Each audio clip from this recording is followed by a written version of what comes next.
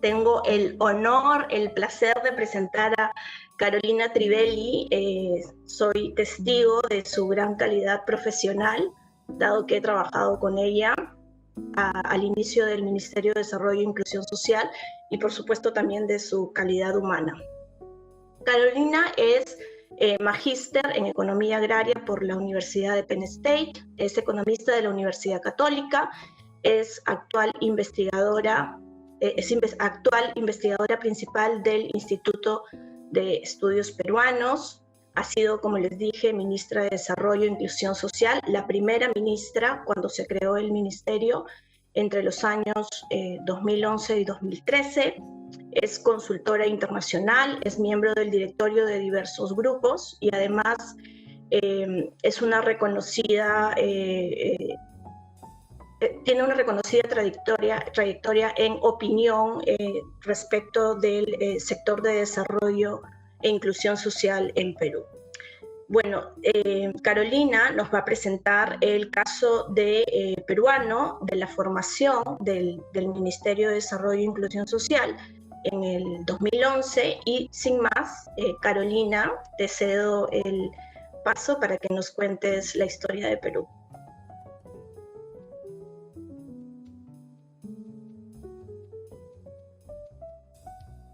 Por la invitación, gracias Concha por la bienvenida.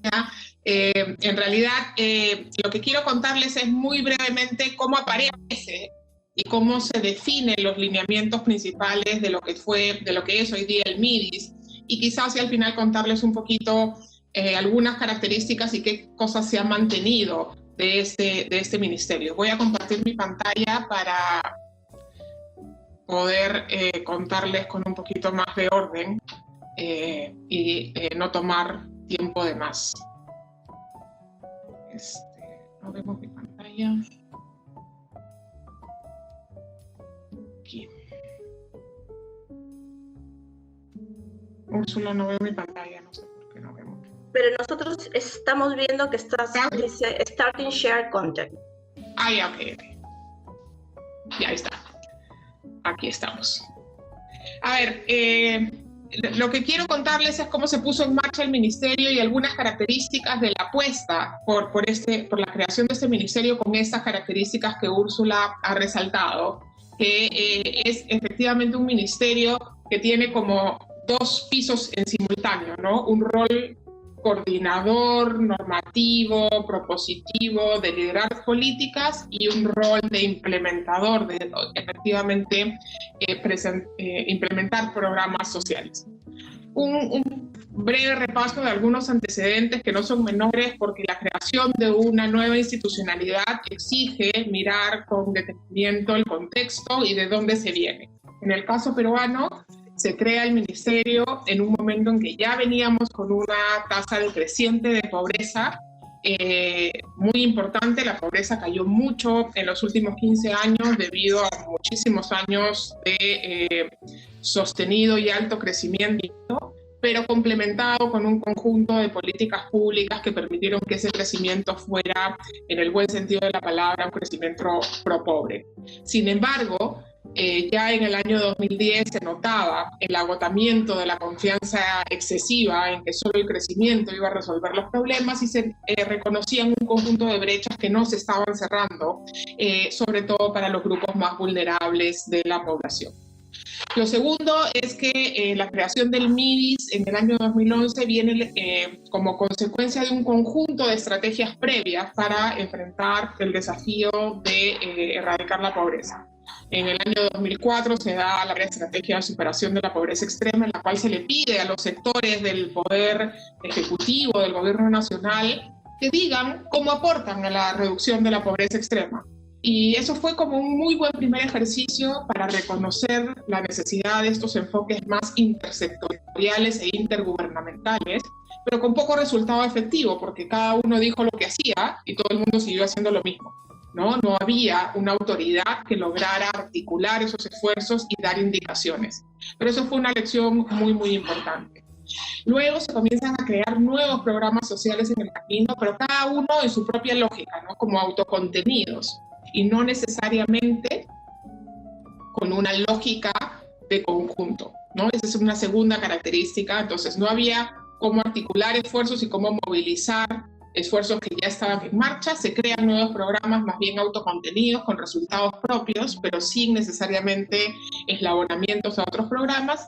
Y después, hacia el 2008, se crea una estrategia, la estrategia Crecer, que tenía 3 ejes. Solo se implementó el primer eje asociado a la consolidación de esfuerzos que venían de toda esta trayectoria en materia de reducción de la desnutrición crónica infantil con mucho éxito, y se encontró que efectivamente habían posibilidades y resultados positivos asociados a lograr articular estos esfuerzos que estaban desarticulados. Yo creo que esa es una gran lección de la estrategia Crecer. Sí avanzamos más rápido y más lejos si logramos articular los esfuerzos. Lo siguiente es que había un conjunto de acciones sociales que estaban desperdigadas por todos lados, ¿no? En el Ministerio de la Mujer, en el Ministerio de Agricultura, en el Ministerio de la Producción, un desorden. Y en la campaña electoral hacia el 2011 se hace esta propuesta de crear un ministerio social, y en octubre del 2011, antes de los 100 días del nuevo gobierno instalado en el 2011, se crea el Ministerio de Desarrollo e Inclusión Social. ¿Cuál es la trayectoria del ministerio? Ya antes de pasar a las características. Entonces, la lógica sobre la cual se crea el ministerio es esta idea de existen un conjunto de programas, políticas, esfuerzos desde el sector público orientados a enfrentar la pobreza y otros problemas de exclusión, pero estos están desarticulados, no tienen relaciones entre sí. Por lo tanto, en el 2011 se crea esta nueva institución, el MIDIS, para que se encargue, por un lado, de recibir algunos de estos programas y hacerlos trabajar juntos, organizarlos, pero sobre todo para dar lineamientos y permitir que se organice estos programas existentes en distintos sectores del gobierno nacional y en distintos niveles de gobierno, pero a la vez que se generen lineamientos que permitan que todos los esfuerzos apunten hacia el mismo objetivo. Ahí se crea el ministerio con ese objetivo. Cuando se crea el MIDIS, se hace una suerte de barrido y habían algo así como 40 intervenciones, programas sociales en distintos sectores y niveles de gobierno. Se crea el MIDIS con 5 programas, ¿no? que pasan de otros sectores a este nuevo sector. Estos programas debían ayudar a articular, a ser la columna vertebral de un sistema de desarrollo e inclusión social. Cuando se crea el MIDIS y asumimos esa gestión, una de las principales tareas que nos propusimos fue generar una estrategia nacional de desarrollo e inclusión social que fuera aprobada por el gabinete en su conjunto, que fuera adoptada por la Presidencia de la República, que permitiera ordenar y dar predictibilidad, pero también dejar en claro cuál era la tarea de desarrollo e inclusión social, ¿no? Porque la gente hablaba del MIDIS al principio diciendo este es un ministerio para erradicar la pobreza, este es un ministerio para ayudar a los más pobres, este es un ministerio para luchar contra todas las formas de exclusión y discriminación social que haya, y tenían todos un poco de razón, pero había que acotar y dejar en claro qué es lo que se iba a hacer desde el ministerio. Entre el 2011 y el 2013 se trabajó un proceso muy participativo para generar esta Estrategia Nacional de Desarrollo e Inclusión Social, que se organizó alrededor del ciclo de vida, alrededor de 5 ejes. La lucha contra la desnutrición crónica, el desarrollo infantil temprano, el soporte a niños y niñas y adolescentes durante su edad escolar, la inclusión económica de los adultos en situación de pobreza para asegurarles medios de vida sostenibles, y la protección de los adultos mayores. Esos fueron los 5 ejes que se aprobaron. Hacia el final les voy a contar de esos 5 ejes. Esta estrategia, tristemente digo, sigue vigente. Es un éxito para la estrategia, pero revela que no se ha vuelto a hacer este análisis en el Perú. Esta estrategia se mantiene con el único detalle que el eje 1 y el eje 2 se han colapsado en un único eje de desarrollo infantil temprano que ha subsumido el tema de lucha contra la desnutrición.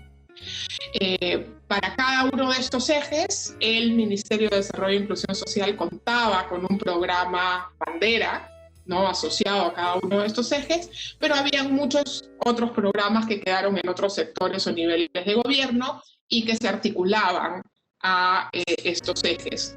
Entonces la tarea del Ministerio de Desarrollo e Inclusión Social, como bien señalaba Úrsula, era doble. Por un lado, generar los lineamientos, articular el esfuerzo, fijar el norte de cada uno de estos ejes, pero a la vez implementar un programa ancla en cada uno de ellos, ¿no? Entonces tenía participación como ejecutor, pero también como creador de la política para cada uno de ellos. La estrategia está disponible en la web del Ministerio, es una estrategia interesante y logramos que se aprobara en mayo del 2013.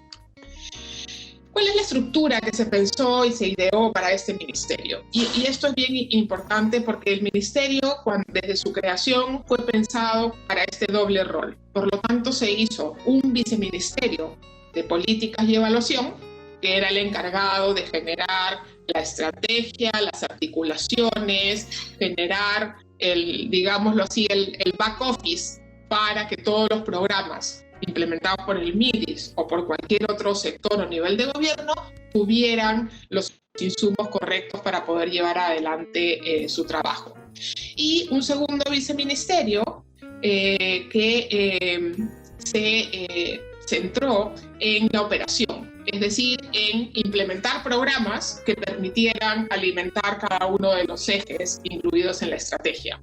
Y aquí está, en este viceministerio de prestaciones sociales, está el programa de transferencias monetarias condicionadas, el de pensiones no contributivas, el de alimentación escolar, el de soporte al desarrollo infantil temprano, etc.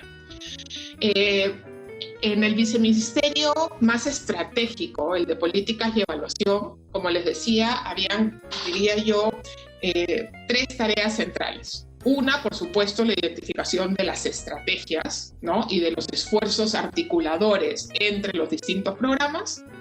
Una segunda área muy importante que fue realmente incorporada en la estructura orgánica de un ministerio por primera vez, que fue un área de evaluaciones, ¿no?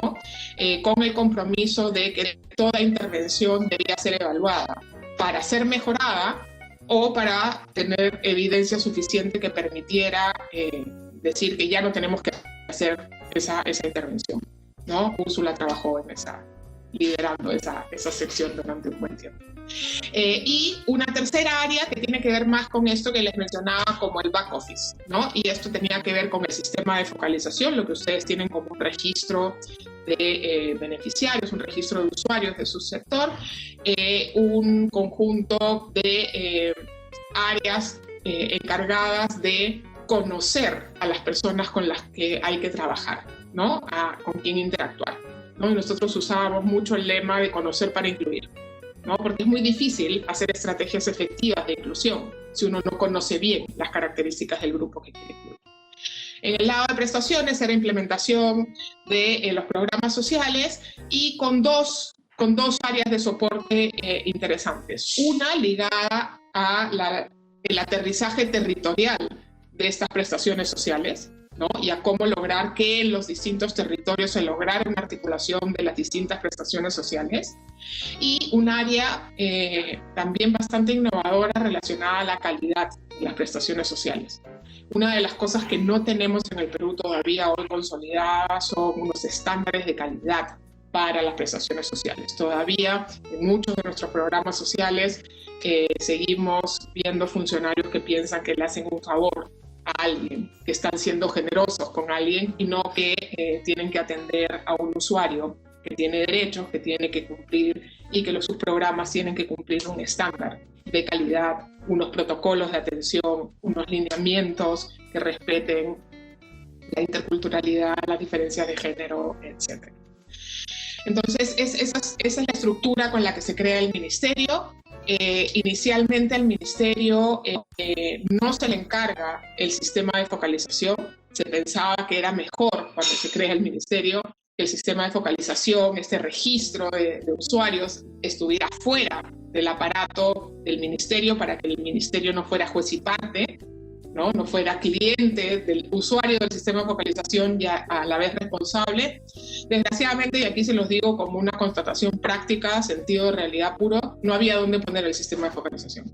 No había ni interés ni expertise en otros sectores del gobierno nacional donde ubicarlo, y entonces el segundo mejor era traerlo al Ministerio de Desarrollo e Inclusión Social, que era su principal usuario e interesado.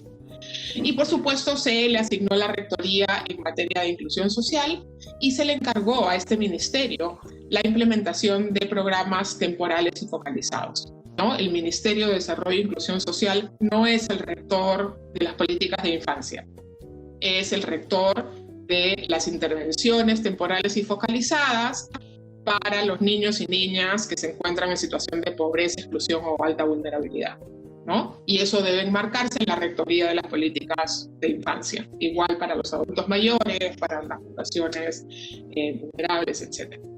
Y todo el objetivo del MIDIS, y esto fue muy importante clarificarlo para la opinión pública, era generar mecanismos que aseguren que los ciudadanos, todos los ciudadanos, por el simple hecho de nacer peruanos, pudieran ejercer sus derechos. Y como su primer derecho era acceder a aquellos servicios universales mínimos a los que todo peruano tiene derecho, que desgraciadamente debo reconocer son muy mínimos. Tener una tarjeta de identidad nacional, tener un nombre, tener acceso a la salud pública gratuita, tener acceso a la educación pública y gratuita. Pero muchos peruanos y peruanas, ¿no?, nacen y no tienen asegurado ese derecho, porque el servicio educativo está muy lejos, porque el servicio de salud no está presente, y la tarea de este ministerio es asegurar que todo peruano y peruana pueda usar estos servicios a los que tiene derecho. Esto fue muy importante porque, como les digo, siempre se decía, bueno, pero ¿y el MIDIS qué es lo que va a hacer? ¿No? ¿Qué problema va a solucionar? Y el problema que tenía que solucionar era ese, asegurar que todos los peruanos tenían un partidor común, en el mínimo que fuera, ¿no?, en lo que el Perú puede comprometerse a hacer, pero que todos pudiéramos llegar a ese partidor común, ¿no?, un punto de partida común para todos. El modelo que planteó el MIDIS era un modelo que actuaba en diferentes horizontes temporales de manera simultánea, pero básicamente organizado en tres grandes objetivos. Alivio temporal de situaciones de pobreza y vulnerabilidad para el cortísimo plazo, que la gente no pase hambre, que tenga recursos para poder agenciarse aquello mínimo que requiere para vivir. Para el mediano plazo, un esfuerzo hacia el desarrollo de capacidades que permitieran a las personas más vulnerables ganar autonomía, mejorar sus medios de vida para asegurar que pudieran desarrollarse de manera libre y autónoma. Y en el largo plazo, las intervenciones estaban orientadas a lograr que la siguiente generación no reproduzca las condiciones de pobreza de la generación presente. Para el objetivo de muy corto plazo, los programas de transferencias condicionadas jugaban un papel fundamental, ¿no? Básicamente el MIDIS era el actor central a través del Ministerio de Prestaciones Sociales, y el objetivo era, claro, reducir, mitigar la pobreza extrema, el hambre. En los objetivos del otro extremo del cuadro, de largo plazo, ¿no?, lo que se buscaba era asegurar que todo niño y niña peruana puedan acceder a estos servicios públicos a los que tiene derecho por haber nacido en el Perú, a la educación, a la salud pública, a una alimentación nutritiva y saludable. Y entonces esos eran los objetivos de largo plazo. Algunos programas, como los programas de transferencias monetarias condicionadas, aportan a estos dos objetivos, a estos dos horizontes temporales, ¿no? Permiten un alivio temporal a través de la transferencia monetaria, pero al incluir condicionalidades de educación, de acceso a educación y salud, inciden en esos objetivos de largo plazo, ¿no? Una misma intervención podría tener efecto en dos momentos, en dos de esos momentos de manera complementaria. Sin embargo, la constatación que se hizo cuando aprobamos, dijimos, este es nuestro modelo, fue que en el centro, en el tema de desarrollo de capacidades, no teníamos nada. No el MIDIS, el Perú, ¿no? Teníamos muy pocas intervenciones que realmente trabajaran con población en situación de pobreza y vulnerabilidad y que lograran generarle, nuevas capacidades, nuevas oportunidades, nuevos medios de vida que permitieran que aquellos que hoy día estaban recibiendo un programa social de alivio temporal o que estaban inmersos en el acceso a determinados servicios públicos pudieran generar una trayectoria de superación sostenida y sostenible fuera de sus condiciones de exclusión, vulnerabilidad o pobreza. Y entonces ahí encontramos que había un vacío que había que atender y voy a hablar de eso en un momento, que fue lo que nos propusimos. Una siguiente cosa que hicimos y que fue nuevamente muy importante para clarificar dónde debían estar las prioridades del sector, hicimos un esfuerzo, digamos, académico de identificar quiénes debían ser los usuarios de los servicios del MIDIS, quiénes eran los clientes de un ministerio como el MIDIS, a quién se debía, a quién le tenía que ayudar a cambiar su vida el Ministerio de Desarrollo e Inclusión Social. Y lo que hicimos fue identificar una población de referencia, la que llamamos población en proceso de inclusión, que era identificar quiénes son los peruanos y peruanas en situación de mayor exclusión y ver dónde están, qué características tienen, quiénes son, para verificar que aquellas intervenciones que desde el MIDIS y desde las estrategias complementarias les llegaran, estuvieran adecuadas a sus demandas. Hicimos un ejercicio muy sencillo con las encuestas de hogares y lo que encontramos es que habían casi 5 millones de peruanos, en el Perú en ese momento éramos 30 millones de peruanos, eran clientes, ¿no?, potenciales, eran el grupo de referencia del Ministerio de Desarrollo e Inclusión Social. Y lo que encontramos además es que estaban ubicados en un grupo de regiones, ¿no?, sobre todo concentradas en la selva, en la sierra de nuestro país, en las montañas, y que habían algunas regiones que tenían una presencia mayoritaria de estos grupos en su población. Por ejemplo, el caso de Huancavelica o el caso de Apurímac, ¿no?, donde cerca del 60% de la población de esa región calificaba como usuaria de programas del MIDIS. A esta población, 16% de los peruanos debía, el MIDIS tendría que haberles ofrecido un cambio. Esto debía ser el norte. Ejercicios simples como este permitieron verificar si el presupuesto se asignaba con estas prioridades territoriales, si la infraestructura y la institucionalidad en esas regiones permitía hacer implementaciones de lo que queríamos lograr.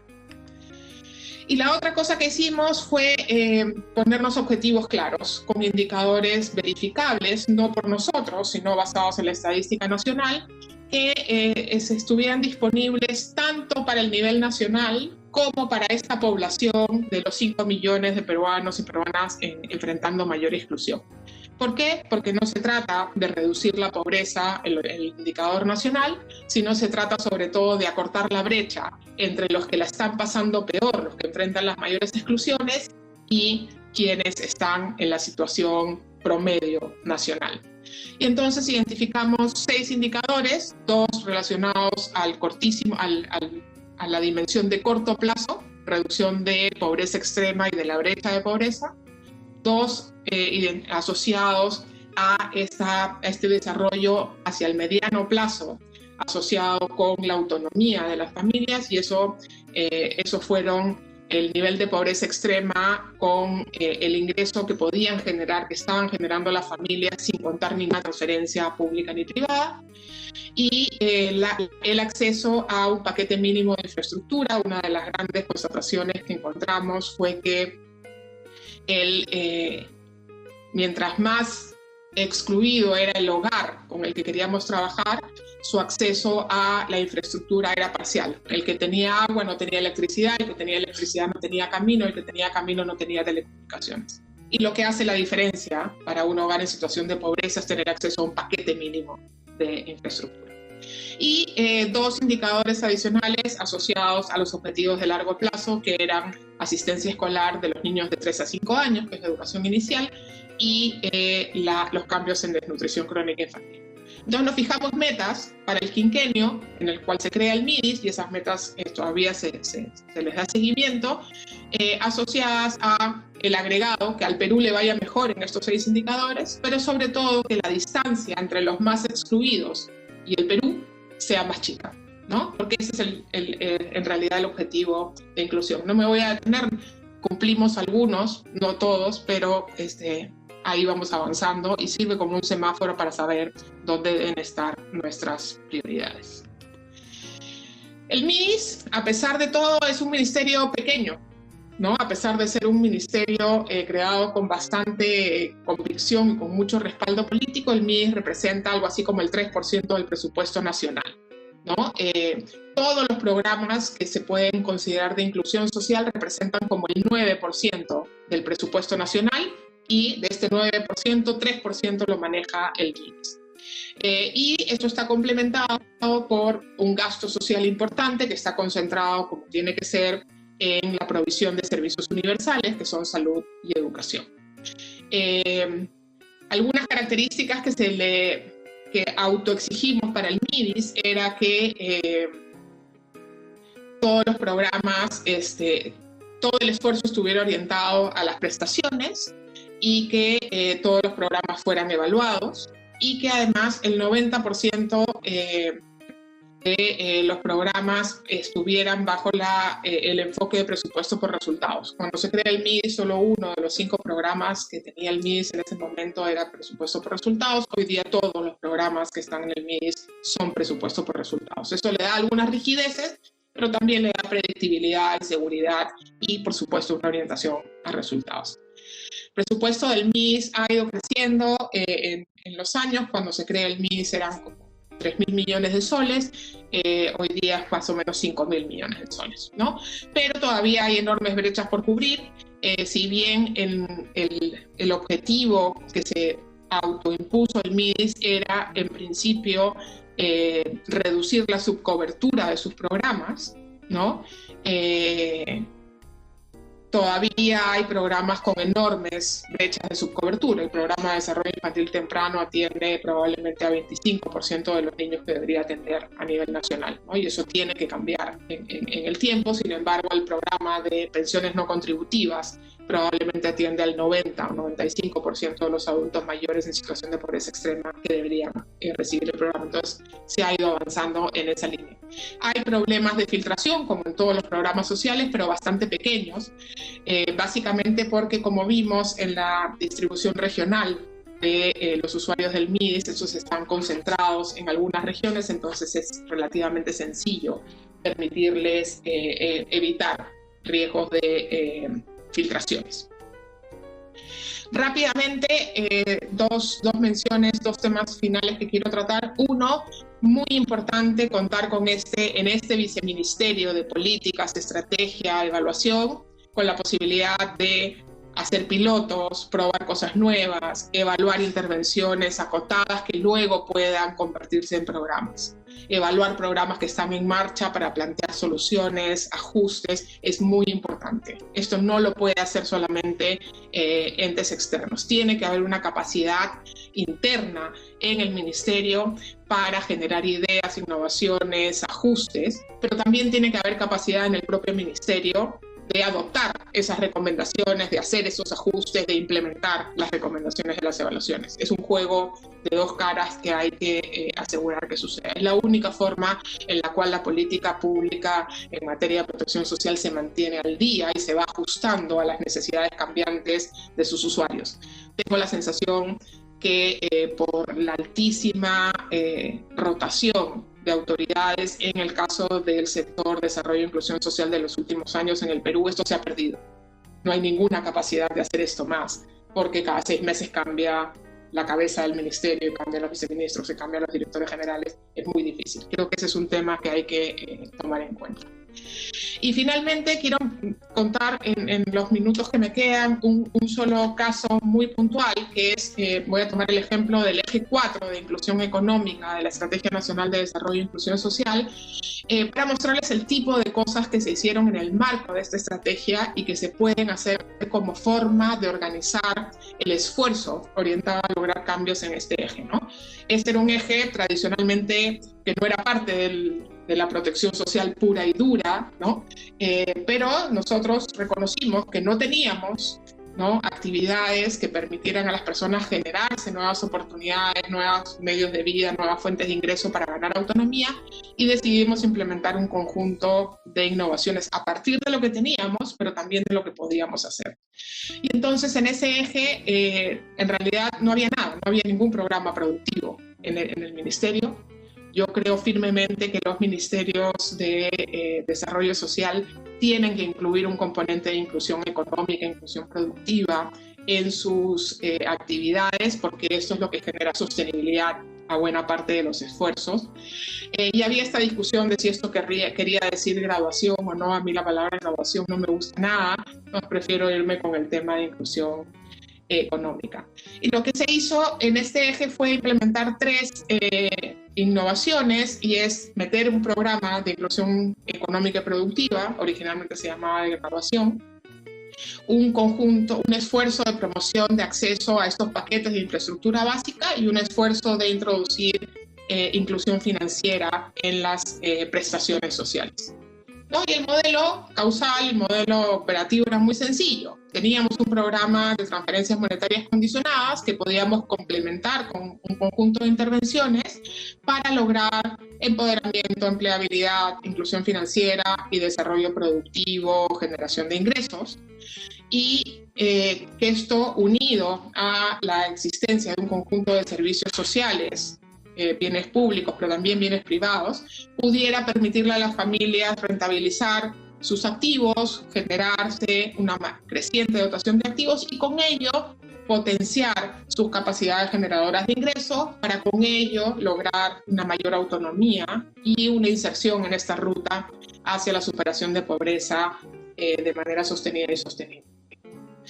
Entonces, ¿qué es lo que se hizo? Se hizo un programa de inclusión económica, pequeñito inicialmente, un piloto, que se llamaba Haku Wiñay, que de hecho quiere decir Creciendo Juntos, que lograba efectivamente ofrecer a las personas, en principio, en su mayoría, receptoras del programa de transferencias monetarias condicionadas, un conjunto de servicios complementarios, transferencia de activos, capacitación, inclusión financiera, para que pudiera desarrollar oportunidades económicas y generadoras de ingreso. Pero no solo de ingreso, porque se logró mejorar seguridad alimentaria, se logró mejorar salud, se logró mejorar autoestima. Sin embargo, solo con programas de inclusión económica, por más exitosos que estos sean, Haku Wiñay, dicho sea de paso, es un programa exitoso, hemos conversado en algunos momentos con ustedes sobre ello. Ayer se ha presentado el reporte del Banco Mundial sobre los programas de inclusión económica y hay un estudio de casos sobre Haku Wiñay muy interesante. Por más exitoso que sea un programa, esto solo no genera enormes oportunidades si es que no se tiene acceso a un paquete mínimo de infraestructura. Uno puede hacer un interesantísimo programa de desarrollo productivo o de mayores capacidades de empleabilidad, pero si no hay caminos, si no hay un centro urbano cercano, probablemente no va a tener ningún resultado. Por eso se complementó con un fondo para ayudar al establecimiento de paquetes de infraestructura accesibles para las poblaciones más vulnerables. Este es el tipo de trabajo que hace ese viceministerio de políticas, ¿no? Plantear un modelo causal, plantear una estrategia para su implementación, identificar qué se tiene, qué se necesita, qué se debe sumar, pilotearlo, evaluarlo y aquello que funciona, convertirlo en programa permanente desde el lado de implementación. Esa ruta creo que es una ruta prometedora e interesante. Aquí hay unas fotos de señoras juntos del programa de transferencias monetarias condicionadas con su piloto de promoción del ahorro, con su sistema de inclusión financiera, con su esquema de desarrollo productivo, que ha demostrado ser una combinación muy potente para potenciar la sostenibilidad y el impacto de estos esfuerzos de desarrollo e inclusión social con estas familias. Y con eso termino para no abusar de mi tiempo. Muchísimas gracias por su atención y cualquier cosa estoy a su disposición.